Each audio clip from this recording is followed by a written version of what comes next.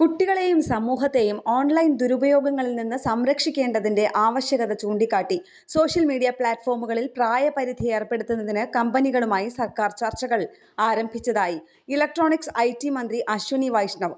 കുട്ടികളെ സംരക്ഷിക്കാനും ദുരുപയോഗങ്ങൾ ലഘൂകരിക്കാനും social media ഉപയോഗത്തിന് പ്രായപരിധി ഏർപ്പെടുത്തുന്നത് ആവശ്യമാണെന്നും ഇതിനകം എടുത്ത നടപടികൾക്ക് പുറമെ കൂടുതൽ നിയന്ത്രണങ്ങൾ എന്തൊക്കെ ആവശ്യമായി വരുമെന്നതിനെക്കുറിച്ച് ചർച്ചകൾ പുരോഗമിക്കുകയാണെന്നും മന്ത്രി പറഞ്ഞു. പാർലമെന്റിന്റെ ഐ.ടി. കമ്മിറ്റിയും വിഷയം പഠിക്കുകയും ചില ശുപാർശകൾ നടത്തുകയും ചെയ്തിട്ടുണ്ടെന്നും അദ്ദേഹം കൂട്ടിച്ചേർത്തു. പ്രായപരിധി അടിസ്ഥാനമാക്കിയുള്ള നിയന്ത്രണം ഇപ്പോൾ ലോകമെമ്പാടും വ്യാപകമായി അംഗീകരിക്കപ്പെട്ടിട്ടുണ്ടെന്ന് മന്ത്രി പറഞ്ഞു. ഇന്ത്യയുടെ ഡിജിറ്റൽ പേഴ്സണൽ ഡാറ്റ പ്രൊട്ടക്ഷൻ ചട്ടക്കൂട് രൂപീകരിച്ചപ്പോൾ തന്നെ പ്രായപരിധി അടിസ്ഥാനമാക്കിയുള്ള വ്യത്യാസം ഉൾപ്പെടുത്തിയിരുന്നെന്നും DPDP നിയമപ്രകാരം 18 വയസ്സിൽ താഴെയുള്ളവരെ കുട്ടികളായി നിർവചിച്ചിട്ടുണ്ടെന്നും അദ്ദേഹം വ്യക്തമാക്കി.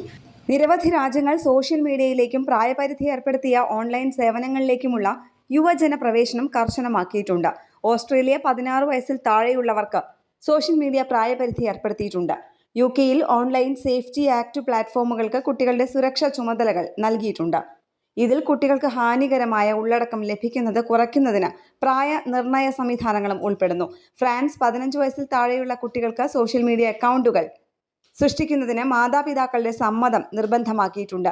കൂടാതെ പ്ലാറ്റ്ഫോമുകൾ പ്രായവും സമ്മതവും പരിശോധിക്കണമെന്നും ആവശ്യപ്പെട്ടിട്ടുണ്ട്.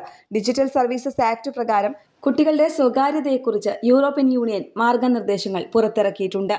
നാഷണൽ ഡെസ്ക്, കേരള പ്രണാമം.